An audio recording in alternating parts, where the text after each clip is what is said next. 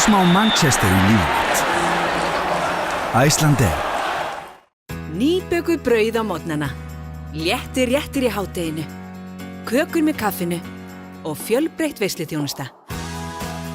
Bakarameistarinn. Hannes, hvernig líður ykkur eftir þessi frábæru úrslit?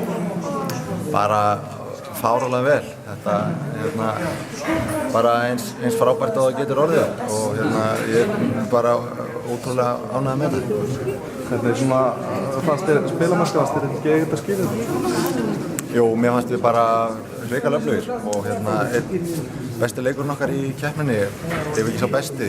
Mér fannst við bara vera með tökin og leiknum allan tíman og hefum getið sett fleiri mörk. Þeir héldum þeim vel frá markinu okkar og voru bara virkilega flottir í kvöld. Myndast ekki mikil hægt að gera eitthvað mark í seinni hálfleik?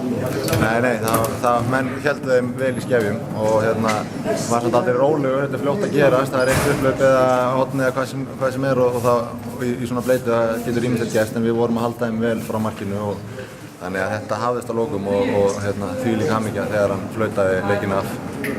Eitthvað með þetta umgæðni staðan í riðlinu núna, hversu færið þér í? Já, við fengum að sjá stöðuna inn í klefa og þetta lítum bara ansið vel út. Það er gaman að vera í öðru sæti og við erum bara í nokkuð góðum málum fyrir síðustu tvo leikina. Þannig að þetta er svona í okkar höndum allavega að landa öðru sætinu. Þannig að þetta er virkilega skemmtileg staða sem er komin upp. Er þetta svona betra en þið hefðu kannski getað búist við fyrir keppni að vera svona frábæru stöðu þegar tveir leikir eftir? Já, ég meina það getur auðvitað brugðið til beggja vona. Við erum með sterkt lið og við vissum það og þetta var það sem var lagt upp með þegar við lögðum af stað í keppnina. Við ætluðum að gera allavega eftir þeim sætunum og við erum bara búin að gera þetta vel í þessar keppni og held ég búin að vinna fyrir þessari stöðu. Þannig að nú er bara að halda áfram.